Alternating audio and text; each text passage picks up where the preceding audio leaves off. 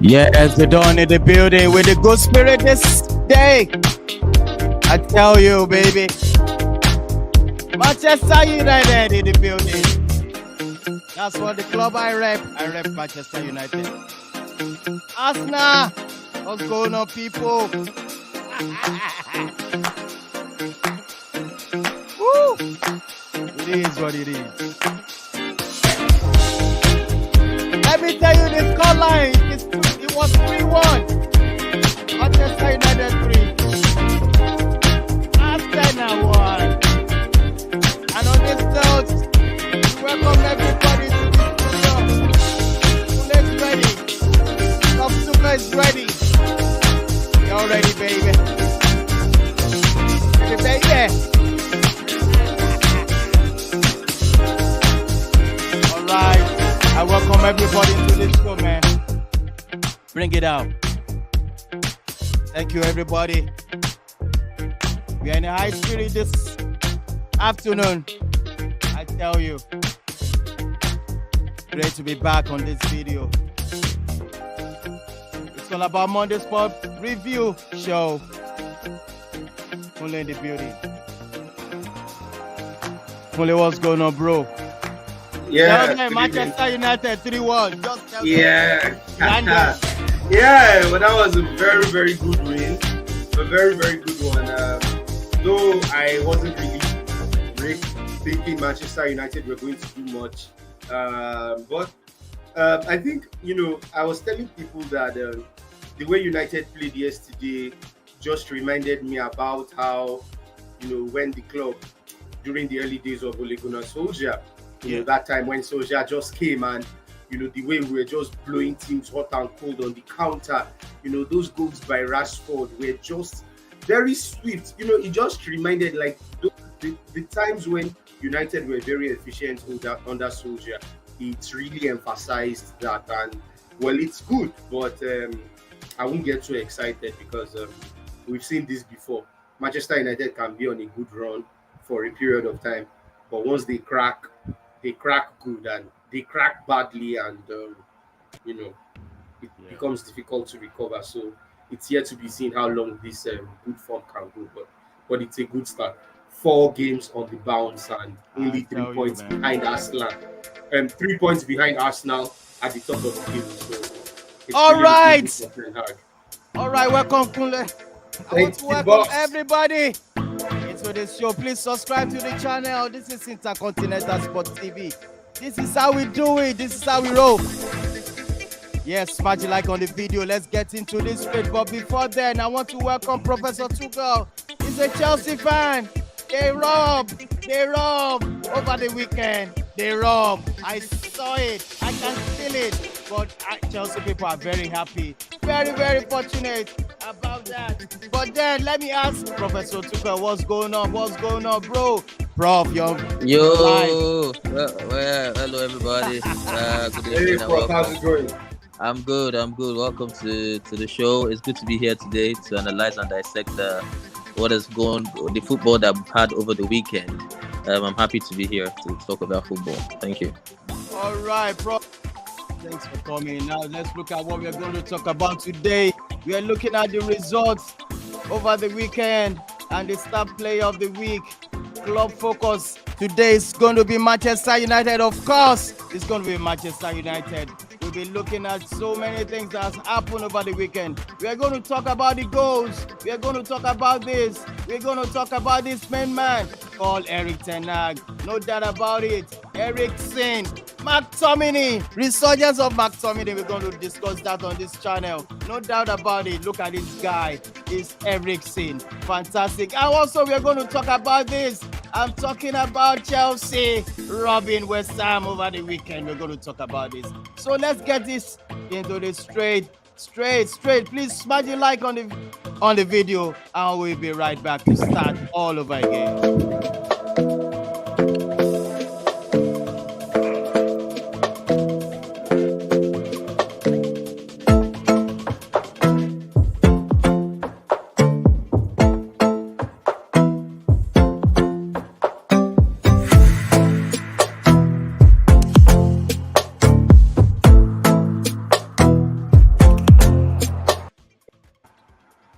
right, welcome everybody. Kunle Kilon Shele, what's going on?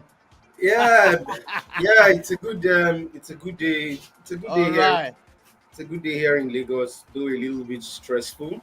Yeah, you Now, told me. yeah, You told me. yes, because they've banned commercial bikes, so it's a little bit difficult to navigate when going outside now. But so we have to do some more walking, and it's not easy, but people have to come to grips with it. But it's a good day today in Lagos. Thank you. All right, guys. Prof, what's going on in your area? Can you hear me? I think it's I can't hear you. On mute. At the moment, I can't hear him at the moment. But let's get into this straight. We want to look at the result over the weekend. No doubt about it. And these are the results. Let me quickly read it out. Everton 0-0 with Liverpool. Kunle, what do you see about that scoreline? I mean, Liverpool couldn't even come on, Everton. No. It's not 0-0. common ever. No, Yeah. It's not common. It's a derby. Ever thing. It's a Yes, derby. It's a never derby. thing. And you know, With due respect. seem to forget that Liverpool usually have it tough when they go to Goodison. If you look at past results, like 2 seasons ago, I think it was 0-0, 1-0. You would see so it's similar. That's the kind of atmosphere. I wouldn't talk about the fact that people are seeing injuries and all to key players, but this is how the Merseyside derby is at Goodison Park without injuries or not. It's usually that way. So no surprises. But then it also stresses the point that Liverpool are actually struggling at the moment. I mean, without Thiago Alcantara's presence, things are going to be very, very tough for them. And you know, they signed this guy on deadline day, Atomelu from Juventus. This is a guy who hardly even breaks into the Juventus starting lineup. Yeah, and they signed him, you know, just as a, you know, probably a panic buy because you know they have a lot of. Can we actually call it a panic buy, Melo? I mean, Yeah, we could say, well, yeah, because they had to get someone, and the problem is there is really no midfielder out there. You know, a midfielder that would suit the way Jurgen Klopp wants to play. You know, so they just had to get their hands on someone, and you know, I guess Atomelo was the person because I mean, don't forget that Jordan Henderson is out injured at the moment. So I mean, Liverpool's midfield is really stretched. So they had to get their hands on someone, but having to get Atomelu, who is not that much of a creative player, I mean, it only goes to tell you that it's probably going to get worse for Liverpool. Yes. Prof, you're saying something over the weekend. Am I clear? Yeah, you're clear. Yeah, so very well. I can hear you very well. We are actually talking about the results of Everton and Liverpool. The scoreline was ended. It ended in 0-0. And what's your submission about the match, Liverpool-Everton? It was a good game. It was a fantastic football to watch. One of the most interesting 0-0 games that you ever see. You know, it could have gone either way. Everton could have won it. Liverpool could have won it. It could have ended in a 3-3 draw, a 2-2 draw. So it was massive. It was a good game. I think both teams created chances. It was a Merseyside derby. It's always difficult. But there's something just off, you know, in Liverpool's game this season. We spoke about Mo Salah. Mo Salah hasn't had the greatest of starts to the season. It's one that we have to speak on because it's a talisman and it's not firing at the moment. I think that has to be that's something is going on right there. And I think for Liverpool to go back to Liverpool that we know, Mo Salah has to contribute because he's a key figure in that team and he's been underperforming. So also is the defense. It's been looking shaky. You know, maybe the absence of Joe Matip or Konate to pair Van Dijk has been the problem, but the defense hasn't been settled. Also, is the midfield, the injury problems that Liverpool has. Kunle spoke about the Atomelo signing. Is obviously a panic buy. It's a stopgap signing. I don't think it depends on how Melo fits in the Liverpool style. If he performs, then maybe they can trigger the sale. They can trigger the sale clause, the buy clause. Sorry, that they have in his contract. But Liverpool, there's something of I think they have to improve because look, they are fast losing grips on a grasp on the top of the table. We all know how ruthless Man City is. United is coming back now. Yeah. We are going to come back to that. No doubt about it. Spurs are right there too. So Liverpool, they have to come back to the Liverpool team that we know they are for them to be able to compete. But I think they will. I think Klopp will perform his magic and they'll be back. Yeah, definitely. Let's look at that. And at the moment, Brentford doing something I don't just understand right now. I think Tony scored 3 goals. I don't understand. Fantastic game. That game was a brilliant game to watch. Ivan Toney took the game by the scruff of his neck and decided the 3 goals that he scored were fantastic goals. They are goals that we don't know. I never personally thought that Ivan Toney had in his locker because they were high school finishes. Look at the free kick. It was the poise that he took the free kick, which was as if it was a Ronaldo sort of free kick in his prime. That was what. And then the 3rd goal was a dink into the far corner when the goalkeeper was caught in the no man's land. I think it was a good game, a 5-star performance by Brentford, especially Ivan Toney.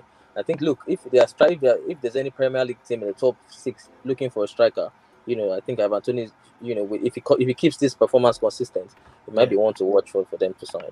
Absolutely. Let's look at this game. Kunle, you are going to start first to talk about.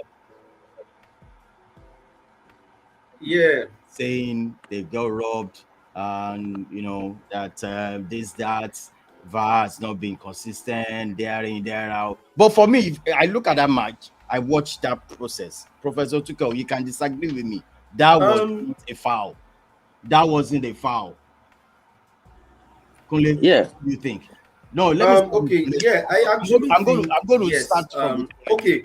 About West Ham. About West Ham saying they were robbed.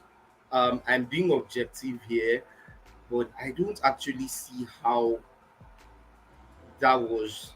I don't see how that was a foul, really, because Bowen had already, from what I saw, Bowen dodged Mendy's leg. So there was really no serious contact between those two to warrant and say that. This is what they are showing us. This is what they are showing us, that was a foul, something like this, like that. No. They can't pick something on something like this. Say this. No. I do not think it was at all. I don't think it was. I don't see it that way. Yeah. Prof, now over to you. Yeah, sorry, if I can have that picture. Because I want to hear it actually from a Chelsea fan. If I can have the picture back on the screen, please. All right. Look, when I looking at it on first view, yesterday when I was watching, whatever day before yesterday when I was watching the game, I thought Chelsea got away with 1. Personally, when I saw it in real time, I thought it was soft. But when I went back and when you freeze it like this, and I listened to Talk Sports this morning, and Graham Souness, the ex-Liverpool legend, said this is exactly why he was chosen. You can see that Bowen's studs, his 6 studs were out on Mendy, and that was the key. People are looking at the trailing. Look, this doesn't do justice to what happened because it was the trailing leg that was frozen. The left leg of Bowen was what hit Mendy on the chest, and it was soft, and that was the contact that people were focusing on. But if nobody focused on this one that you're showing, where the 6 studs were out on the goalkeeper, the studs were out showing on Mendy, and that sort of affected the way Mendy went for the ball. So it's dangerous play, and I thought that it was. Looking at this, I think it was the right call at the end of the day. I mean, the PGMOL, they've come out to say it was a mistake, that it was not a foul. But I personally, and I'm not being biased here, because like I said, in real time, I thought it was a foul. But looking at it and listening to Graham Souness, I'm going back to watch it again, and I saw that, look, it was the right leg of Bowen that was the issue there, because his thoughts were showing at Mendy, at the goalkeeper. When the player is coming at you like that with his thoughts, you're bound to fumble it, you're bound to be trying to protect yourself. And that was why, and then his trailing leg caught him as well. So I think overall the decision was correct. Oh, okay. Yeah. But Kunle, do you agree with that? Finally. I kind of still disagree. The fact that it is actually showing that freeze is showing that Bowen's studs were on. It doesn't necessarily mean, because if we now see it go in motion, you would see that Bowen was dodging. Bowen dodged, right? So I don't actually think there was, maybe there was the contact. If there was contact, I feel the contact was minimal, not something that was very grave, as people pointed out. Because from what I saw, Bowen was clearly trying to dodge. Bowen's leg was trying to dodge Mendy's body. Mendes. So I don't see that as a serious, as anything serious or as foul play. That freeze, when you freeze a screen, sometimes it can deceive. It can deceive. It can can. deceive. This one deceive. This one is deceiving. But if we now see if from this angle we can now see the slow motion, maybe that would have been better. But this freeze, it doesn't necessarily mean that his thoughts were there. What happens after is going to be the key. And left to me, from what I saw from the slow motion, Bowen clearly dodged Mendy's body. So you see these right studs did not hit him, to be honest. I mean, it shows it's showing as if the studs hit him. No, it wasn't the right leg. But the problem was that he came. But if you could, but the justice that this freeze frame does to my argument is that it shows that Bowen was coming with his studs, which in itself is dangerous play. And then his trailing leg, the left leg, hand contact with Mendy's chest. That if you play it, if you keep this video going, you see that this trailing leg hits Mendy on his chest. So for me, it depends on how I want to look at it. But overall, like I said, I think it's a right call, just the right call. All right, let's move on. Let's move on to Newcastle, Crystal Palace 0-0. Bournemouth winning the match. Going all the way to Nottingham Forest with 3-2. How come Bournemouth won that match? Kunle? It was really a surprising one. Solanke did very well in that match. Two goals. Dominic Solanke, the former Chelsea player, can you imagine from Chelsea? The former Chelsea and Liverpool boy, but he quite didn't make it at both clubs. And he's doing very well at Bournemouth. Now, I find it surprising because I thought Nottingham Forest had that game under control. And all of a sudden they just imploded. I don't know, but I think this is just what the Premier League is. The Premier League just surprises you. It's crazy. Nottingham Forest signed 21 players. And there's been a lot of talks about how this will affect them. For me, they didn't spend money in the right areas. I think the back three of Nottingham Forest with Cook, McKinney and Worrell, I think they started them, are not good enough for the Premier League. I think their defense is going to cost them. I think going forward, they have enough going forward in the midfield with the likes of Nigerian Boy, Taiwo Awoniyi, Emmanuel Dennis, Johnson, Gibbs White, Lingard. They have enough going forward. But the back three for me is average. Band average is a championship back three, and they should have spent more money on that back three. And we saw it was evident against the game against Bournemouth. Bournemouth came back, very strong in that game. I think the new Bournemouth manager. Why do people has given them a little bit more spirit. I think Scott Parker was complaining. Scott Parker kept on complaining about the fact that they didn't have enough money to spend. I think this new manager has sort of told these players, Bournemouth players, that they're good enough for the Premier League. And you can see the spirit and fights that they showed in the second half to come back to that game. It was a fantastic goal by Phil Billing, one of the goals of the season. It was it was an incredible shot from about 25-30 yards. Yeah. So it's a good point for them. Bournemouth I was talking about Bournemouth being a wretched club. I saw them be relegated December, and from today they are 13th on the table. So how quickly football can change. Absolutely. But I want to point something. Why do people keep mentioning of Nottingham Forest signed 21 play? But I keep mentioning this. People seem not to realize that 18 first team players left the club this season, both in terms of sale, free transfers, and loans. So definitely, you're right, Kunle. Kunle, 18. I checked it. You're right, but because I know no team can just sign 21 players just like that. So they lost 18. No, Kunle. Yeah. It's not about the fact that they were replacing. It's about the fact that these are new 21 players, that have not played with each other before, that have to now start forming relationships with each other on the pitch. And it takes time for that to happen. So that's the crux of the issue. I mean, you can sign as much players. We can see it is evident in Chelsea too as well. They signed about 5-6 players who are in the first team, and you have to form a relationship with your player, with your the left side. The left back has to form a relationship with the left-sided winger. They have these partnerships all around. Look at Liverpool. Alexander-Arnold has a partnership with Henderson and Mo Salah. These little partnerships all over the pitch is what makes a team gel. And so Nottingham Forest don't have that at the moment because of how much players they've signed. And look, they might as well go on to stay up in the league. But look, right now it's not looking good for them. There's just too much players there. I don't know what they'll be doing in the training field with that much players. I tell you. Let's look at another result. Spurs winning Fulham and Wolves also winning over Southampton. Now, the next one is Aston Villa holding on to that goal. I mean, they messed up Man City run. I mean, still a draw.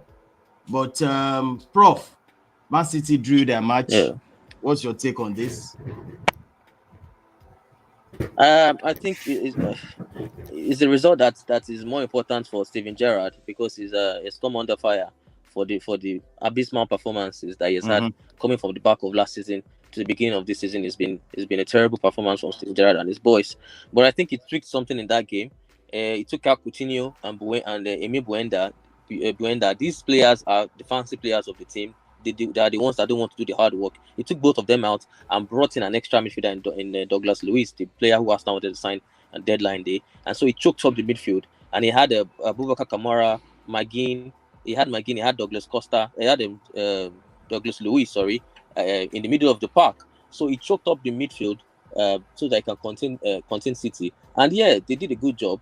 They could have lost. They were a little bit lucky. But if you're playing Man City, you need some luck. So I think it's a good result. It's a very huge point for Steven Gerrard, and hopefully he can build on that. The boy Bailey scored a fantastic goal, and maybe that might be the way for Aston Villa to go. And they have to keep one of Coutinho or Bundia on the bench.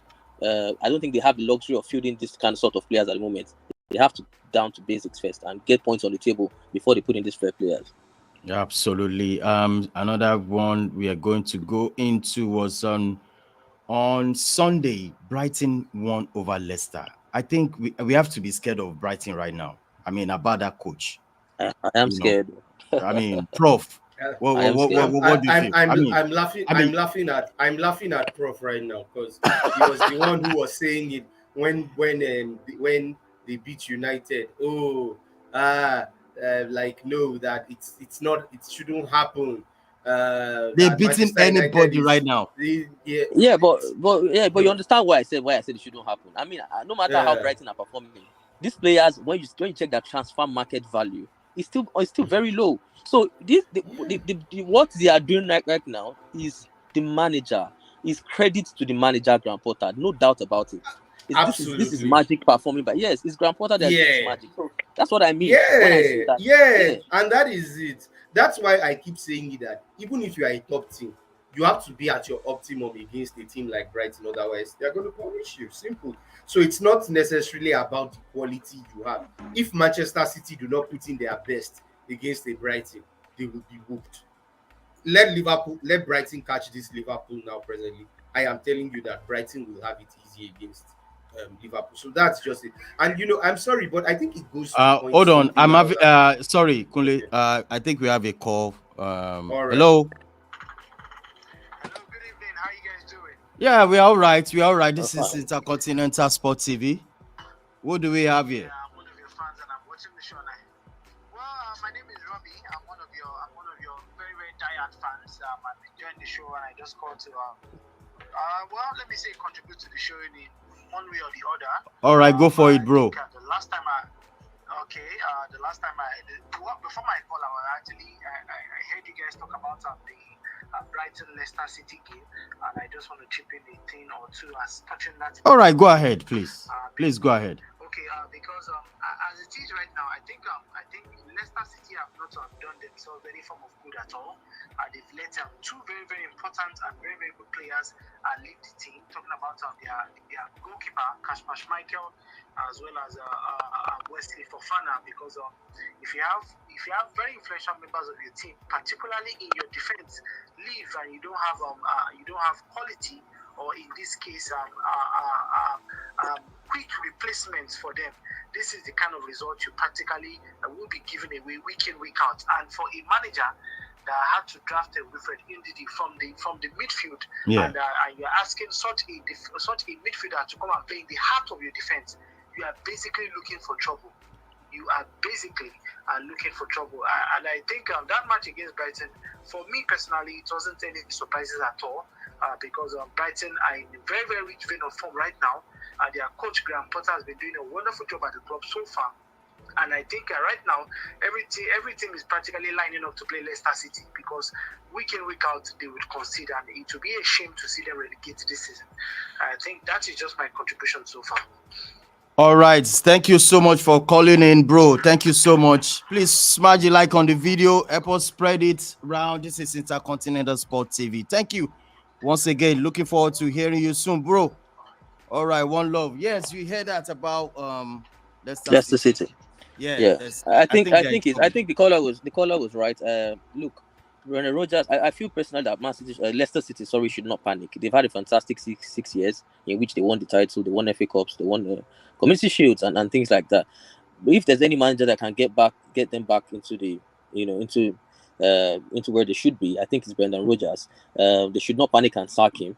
Look, that team, they've lost Fofana. We all know that. They lost Kasper Schmeichel, who is a huge figure in the dressing room. But that doesn't take anything away from the quality that's in that team. I think that team is supposed to be nowhere near the bottom of the table. They have good quality in that team. Yes, they have one of the best teams in Premier League, even having lost Fofana. Maybe they need some injection of new signings here and there. They can do that in January. But I think they should keep the manager. And I see them surviving. There's no cause for alarm in Leicester City. They should just stick to the manager. They should get back on the grass and coach them back to being who they can be, and I think they'll perform. Kunle, what do you think about Leicester City? I mean, they are at the bottom of the league. Bottom. Yes. Yes, I think Leicester so. City.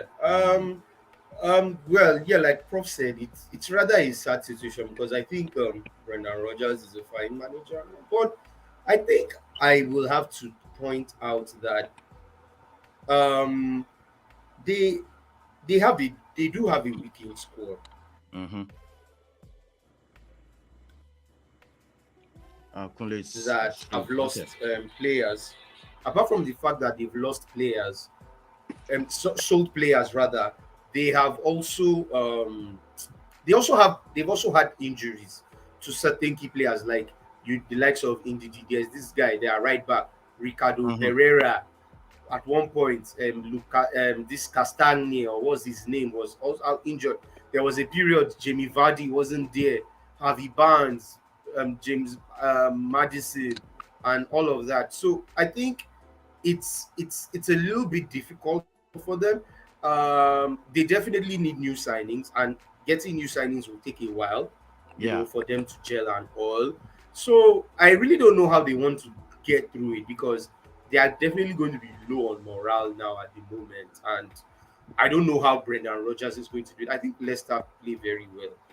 They are a very good side, without a doubt, but Rodgers really has a lot to do, you know, in trying to get them back up. And if they don't, the truth is this: I know Prof is saying that they shouldn't sack him and all, but if the streak continues for like 4-5 games, 6 games, it's out. I don't think Rodgers is. I don't think he's going to last, because you know this is he can't survive. He can't survive it. Yeah, if he continues. Yeah, if they don't improve within the 6-7 games, it's going to be a very big decision to make. So. All right, guys, let's move into the fantastic Sunday, the Super Sunday, whereby Manchester United dealing with Arsenal, the league leaders at the moment. They are still on top. No doubt about. Respect to all Aston fans, wherever you're watching from. Please smash the like on the video. Let's move on to Manchester United. That's the club we are going to go into. First of all, Kunle, we won Arsenal over the weekend. How are you feeling? Tell me, talk to me. It's a pity that we couldn't see any Arsenal analysts joining us on this program. It's been easy. Yeah. They are hurt. They are injured. They are injured. So bad. So talk to me. What's the overall assessment? Assessment of this match. Well, it was a good win, right? I mean, that, like I said earlier, the way United played was just reminiscent of those early days of Ole Gunnar Solskjaer, when they were smashing teams left, right, center, how they were very swift on the counter I mean, you see the pass, just play that pass. It finds Rashford, Eriksen finds Rashford. Like, as in, it just reminds me of when the going was good under Solskjaer. But then it points to something. It also points to a very serious problem here, which I feel fans are getting carried away. Because that's the thing about Manchester United fans. Once you win, you are all pumped up, you're happy, you forget all your sorrows. It's like Nigerians. Absolutely. That's how the government does. Once there's temporary enjoyment, we forget everything that is bad about the country and all. Yes, we forget everything that is bad about Manchester United because there is still a lot that is bad. And one of it is that I am struggling to see how Ten Hag is going to put in his methods, because this Manchester United team is not pressing anything. They are not holding possession. If anything, they keep inviting pressure. And that is not how Ten Hag plays. So how he wants to inject this into this team is what I don't understand. Because the way it is going, Manchester United will have to keep playing this way, where they sit back and try to launch on the counter. That is how they have to keep going. But for how long? And if they do, I'm sorry, that means what Ten Hag is doing is not different from what Ole Gunnar Solskjaer was doing.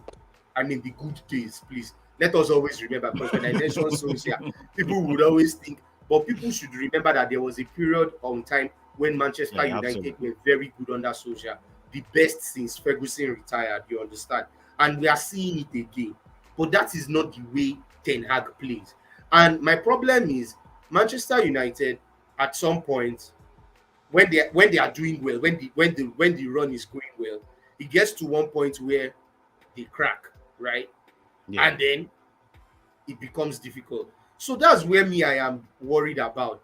I'm happy that the team has won, though. 4 games on the bounce, 3 points away from the top of the table. But how long are we going to sustain? How long are we going to sustain this? And because to me, it's like a stain on Ten Hag's face, because clearly what the team is doing is not how Ten Hag wants to play. So what does Ten Hag do? You understand? That is a very, very big question going forward. Okay. Kunle, Prof, I want to are you still there, Prof? Yeah, I'm here. All right, look at this. Look at this these two guys. I'm talking about McTominay and Eriksen. I want us to look at it.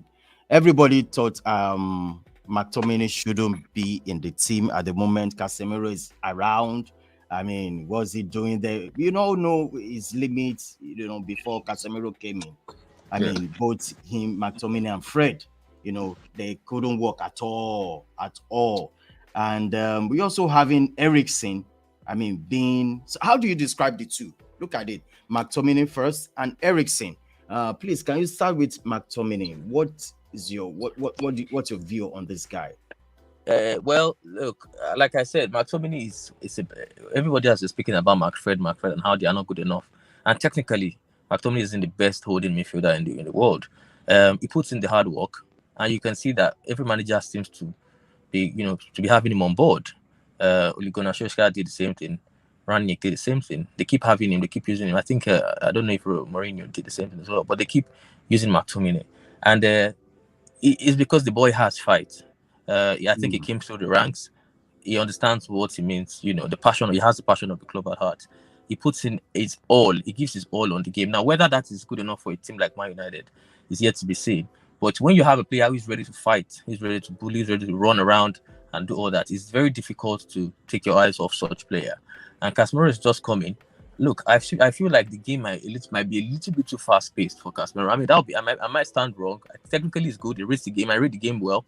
But there was a time he lost the ball when he came in, Casemiro, and he had to chase back. And that pace is not really there. I think the game might be a little bit too fast for him. So maybe you need somebody like McTominay beside him, because there must be a reason why Erik ten Hag threw Anthony into the starting lineup, but then yet left Casemiro on the bench and went with McTominay in such a high-profile game. So maybe I'm thinking, is there something there with Casemiro and his pace? So that will be we'll find that out. But look, McTominay had a good game yesterday, and I think he can get he's going to have the perfect mentorship for for a player like Casemiro. He's going to put him on the line and teach him how to read the game properly. But every other thing, the basics of that you need, the basics that you need as a player to play for Man United, I think he has it. He has the fight, the spirit. He covers ground. He marks. He runs around. Good box to box. And I think he just needs some little bit of finesse in this game, and he'll be fine. But generally, on the overall, just before I stop, I think on the overall game, it was a good game. It showed that Man United is back. Yes, they are back. They are back on the fold. But like Kunle said, it's going to be dangerous for you for the team to get ahead of themselves, because, like he said, you guys are still Man United are still playing on the counter attack at the moment, and that means when you play against teams that are deep, that are seated deep against you, if you play against the lesser teams that are playing in a low block, how then do Man United play? How do they break them down? I think it's yet to be seen how Man United goes about the lesser teams, the Wolves and the Newcastle's, West Ham, when they defend so deep in the low block. How will they break them down? Because you need to control the game better than the way it suits the Manchester United players. Anthony is a fast-paced player. He likes to play on the counter. Rashford, Sancho, these players, Bruno can pick a long pass. Eriksen, they are suited to playing, on the counter attack. So maybe Ten Hag is a little bit smart about it, because we knew when he just came against Brighton and Brentford, I think he went all out, using Eriksen in a DMF at a point. He went all out trying to play his own way, and he came back to bite him. So I think he's a little bit more conservative now. Let's get the points on the board. Let me bring in my style, let me bring in my style bit by bit, take baby steps. I think you can't just come into a league like this and change everything at once. So look, I think he will come good. He's a good manager, and I think he would introduce his style little by little. They will take charge of games, but look at where they are now on the table. You cannot argue with the points on the board. So it's a good game by them. All right, Kunle. I want to add something, though. Sorry. All right. Yeah, I want you to talk about. Yeah. Now, it's just to add a little bit of substance to what Prof said. Now, here's the thing. That Ten Hag couldn't come in and impose his style is a bit problematic, and I think it tells on the fact that, on something I have been saying, that any manager who comes into this Manchester United team will struggle. Now, Prof was saying something that, he's being smart about it now, like going back. But I looked at something. What if people were saying it that Manchester United didn't do well in getting Antonio Conte when he was available before he went to Tottenham?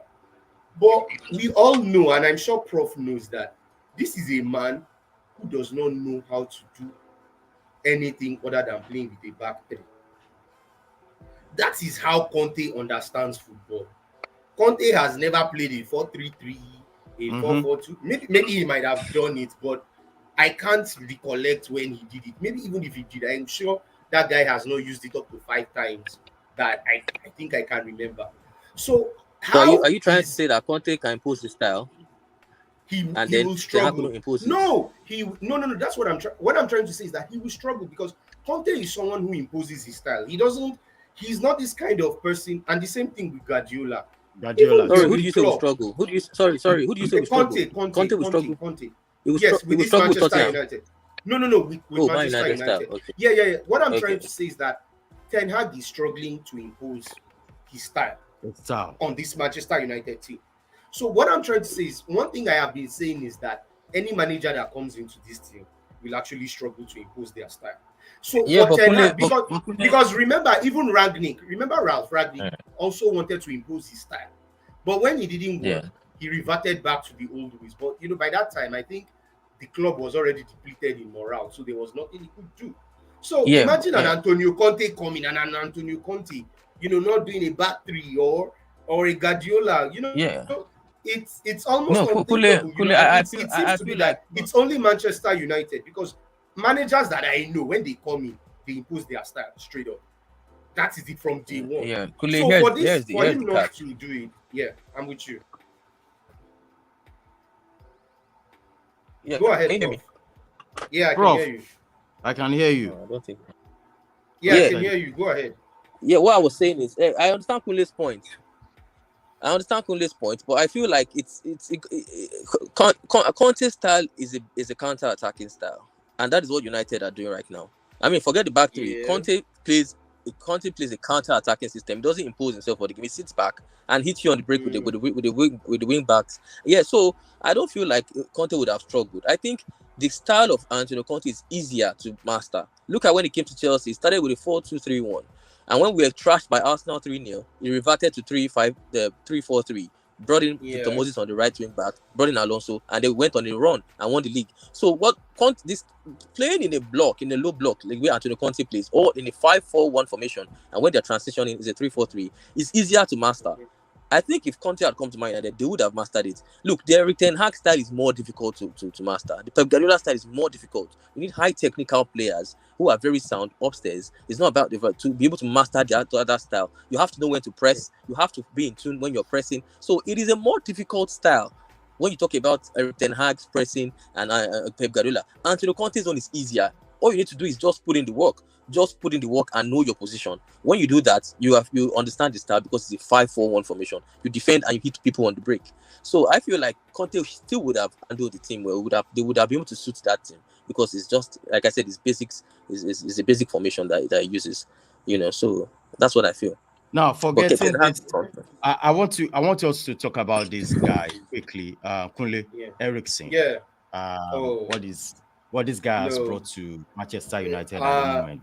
I was showing this picture, how the transition between Eriksen, Bruno to Rashford, that second goal, masterclass. Let's talk about Eriksen. Eriksen building. Yeah. I'm sorry. I don't know if this is too early to call, but I already have my Manchester United player of the season. Yes, I do. Oh my goodness! And it's Christian Eriksen. I know. I have to raise this music. I have to play music. It is Christian Eriksen. Eriksen, the building. Eriksen is Manchester United's player. Give it up. If you are watching this, imagine like on the video for Eriksen. Eriksen, the building. The main man of Manchester United. Please, go on. This guy gives me joy. He is simply a joy to watch. You see, what Bruno Fernandes lacks in terms of intelligence sometimes when it comes to knowing when to pick a pass and all. Eriksen knows how to read the game. Sometimes Bruno Fernandes cannot read the game. He takes risks. He improvises. Eriksen doesn't do that. Where I respected Eriksen the most was Rashford's second goal. Eriksen could have freaking gone for goal, man. Like, that was his goal to score his first goal. But this guy gave it to Rashford. It only goes to tell you that this guy is not selfish. He is there to play for the team. Eriksen is the right profile of midfielder that United needed. And I am so glad that Manchester United brought him. That he even came for free. Without a transfer fee makes it a bigger blessing. I am so glad. I am so happy. You saw when he came to what's it called? When he came to Brentford. Brentford were struggling. But immediately he came in straight up. Brentford became alive. And I can see him, because of him, Manchester United is alive. Maybe if Eriksen were not playing, maybe we won't even have won these 4 matches on the road. But because of Eriksen's presence, it is possible. So I am just so happy about Eriksen. He is such a wonderful player. And look at the pass. Look at that pass. No, Eriksen, please. You're making me. I think when we finish this game, I think I'm going to watch the full match again. I'm going to download that match. And this time around, I'm just going to watch that match, focusing on only Eriksen. I'm not going to look at any player. I'm going to be looking at Eriksen all through the night. I think this is the second goal. This is the third goal. Yes.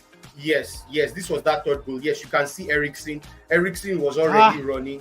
I mean, come on, no. He's a joy. He's Manchester United's player of the season for me.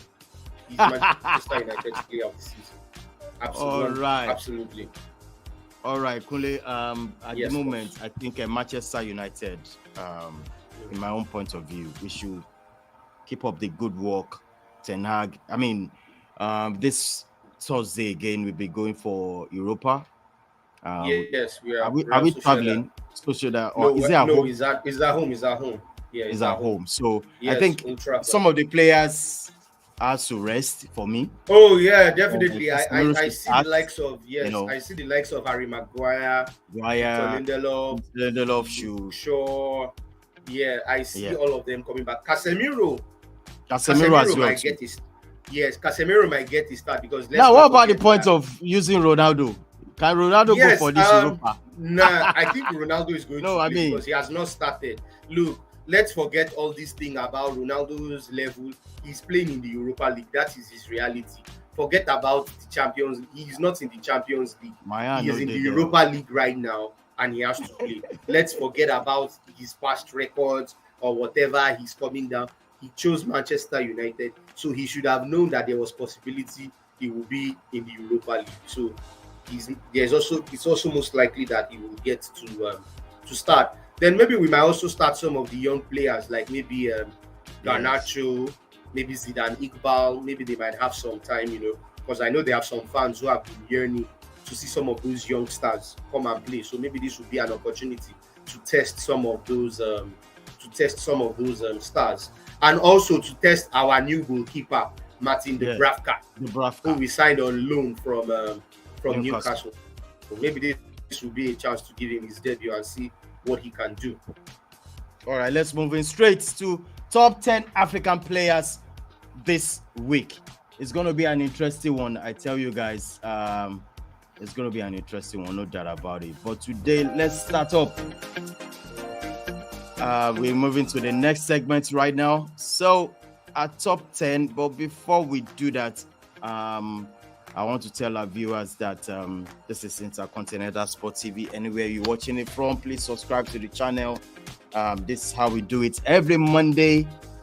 And on Friday as well, we also have Friday Sports. That will be preview for matches coming up over the weekend. We also have on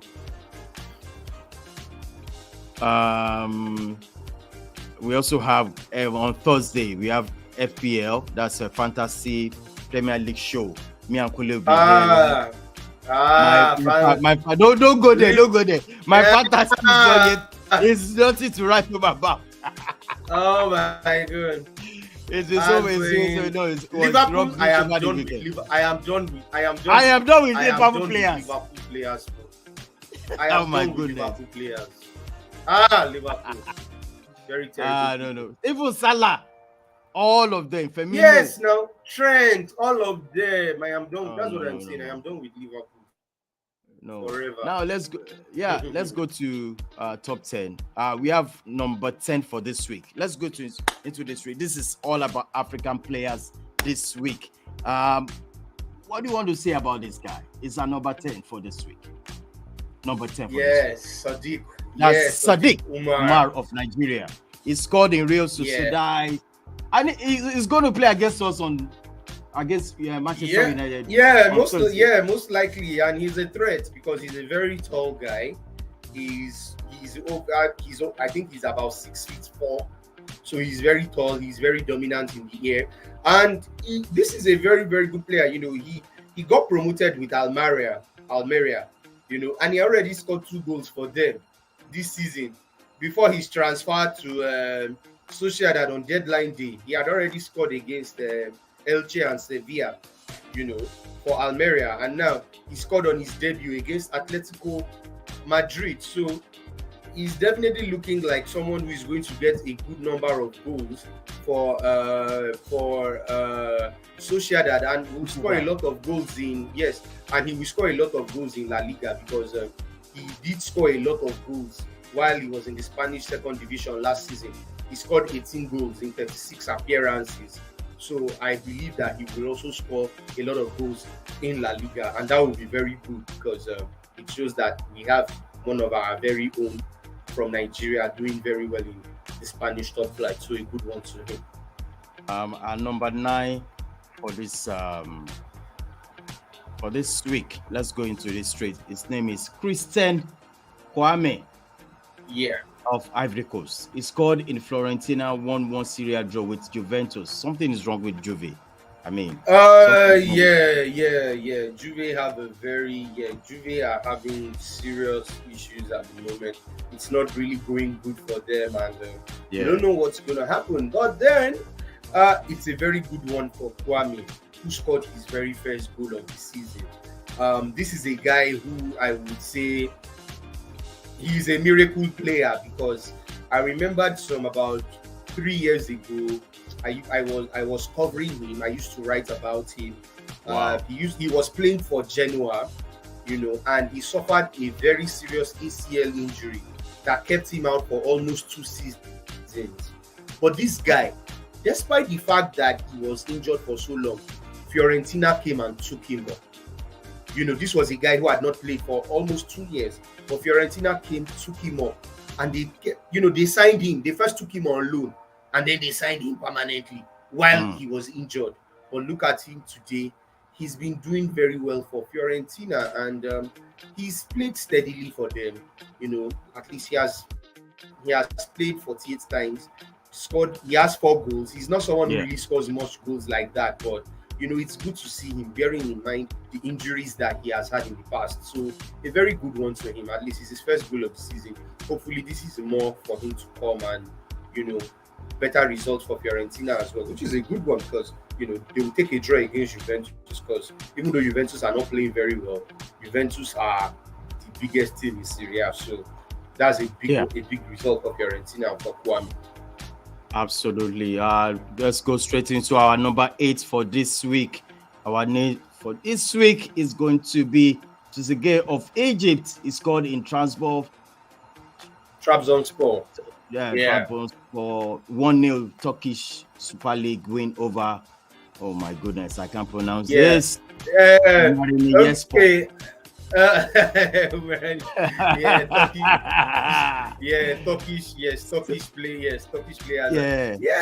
Trezeguet. What do you want to say about this guy? Also a first goal of the season for him. He was with Trabzonspor last season. He was with them last season. So on loan from Aston Villa, and they made the deal permanent, for him. Now he used to play for Aston Villa, like I said, but once Gerrard came, he wasn't going to be seeing enough minutes, or he came to Turkey, and he has kind of settled there. So this is a good one. Trabzonspor are doing very well at the moment in the Turkish Super League. They are in the top 2. They are not even topping the table. So it's a good one for him. He's opening his account, and Trezeguet is actually a very good player. So I believe, knowing that he has settled down in Turkey, I believe that he's definitely going to score more goals for the team. So good one for him. Yes. Our number 7 for this week goes to this guy. It's a Nigerian, Tosin Kehinde of Nigeria. He scored in Rangers FC. Randers FC. 2-0. Super Liga win. I think it was a Manchester United player at some point. No. Oh, okay. You mean this guy? Yeah, Tosin Kehinde. Yes, he was. Actually, I saw in one picture that I sat down with Marcus Rashford. Yes, he was. He was a player. He was born in Lagos, but I think he moved to the United Kingdom at an early age. So, but he's a player who has declared for Nigeria. He has announced his intention to play for Nigeria. So we consider him to be a Nigerian. And since there were no opportunities for him to play in Manchester United, he moved to Randers, and yes, he has been there since 2020. He has been there since 2020, and he has played quite a number of games, 106 appearances.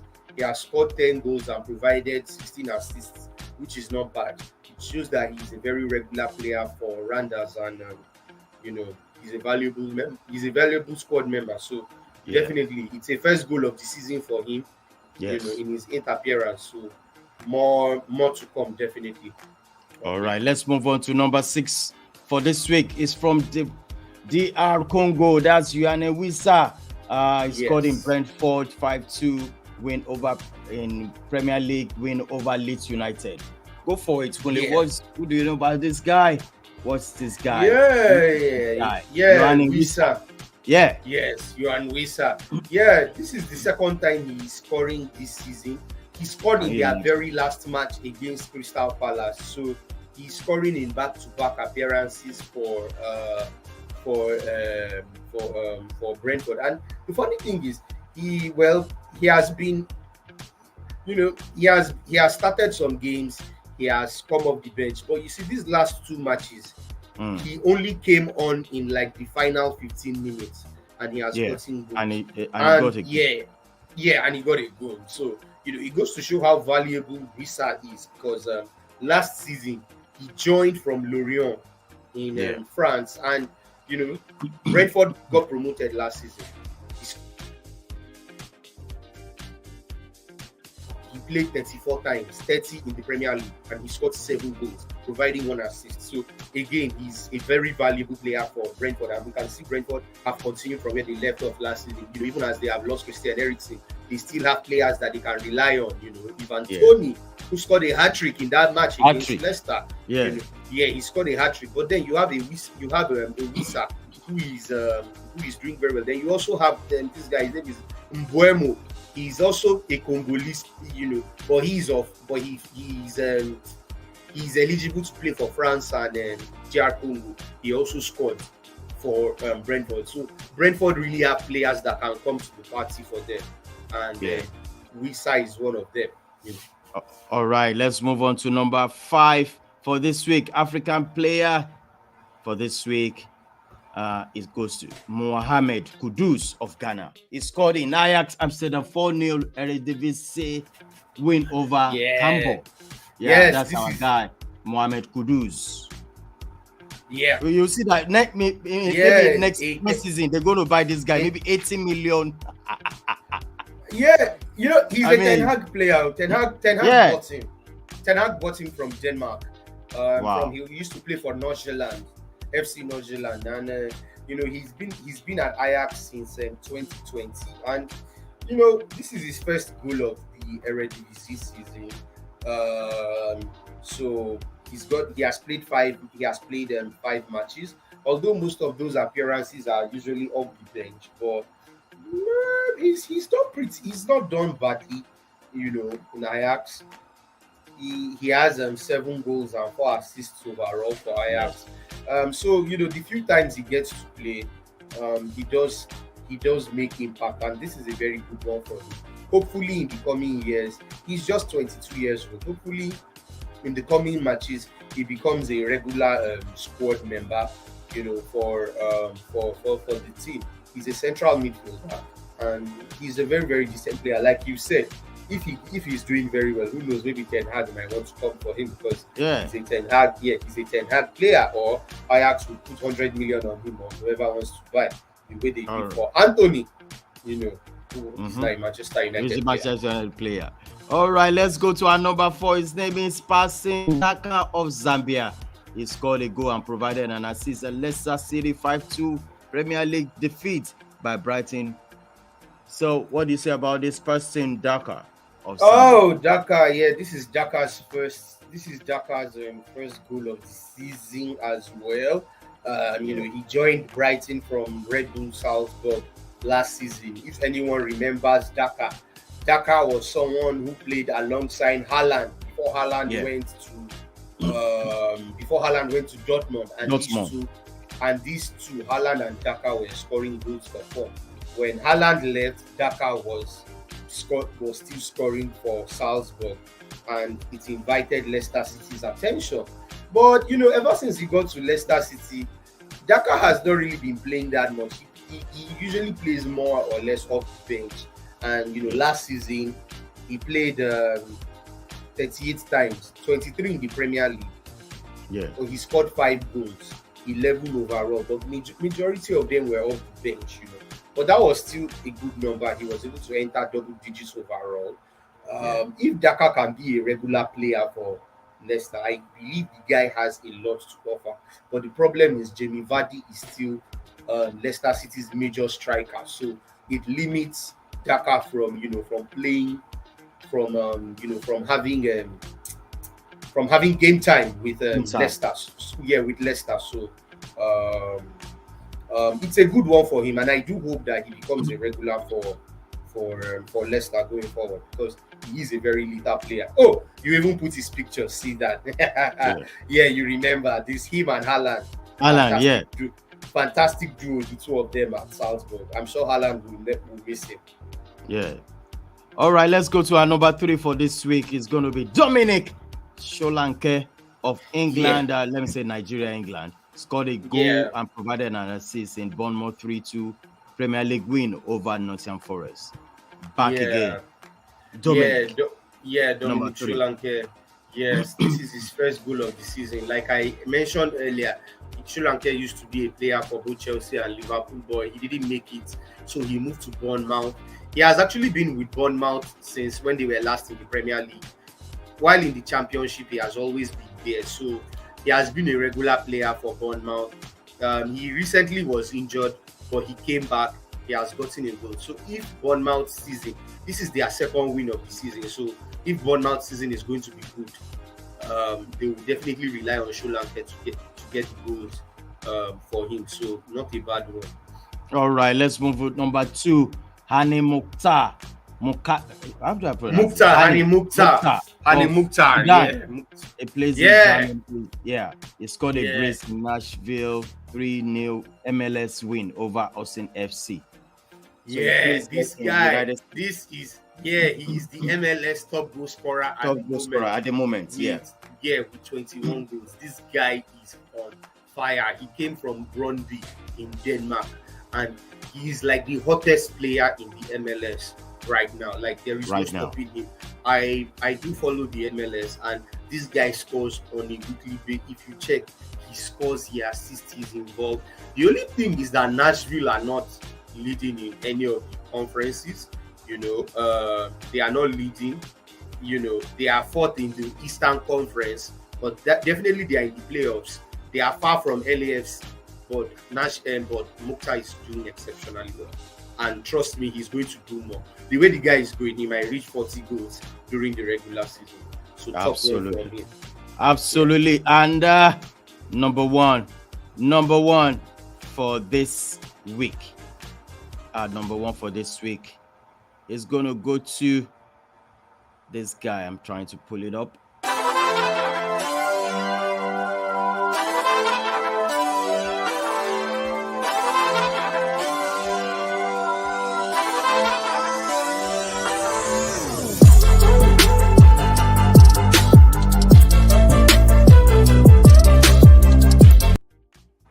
Yeah, our number one for this week goes to Ekambi. Ekambi of Cameroon. Scored a brace in Olympic Lyon 5-0 win over Angers. So what do you want to say about Ekambi? You don't even to tell me. I know Ekambi of Cameroon. He's a man anytime, any day for Cameroon. I am telling you, and he is equally a star man for Lyon, And Lyon have been having Lyon have a very good start to the season.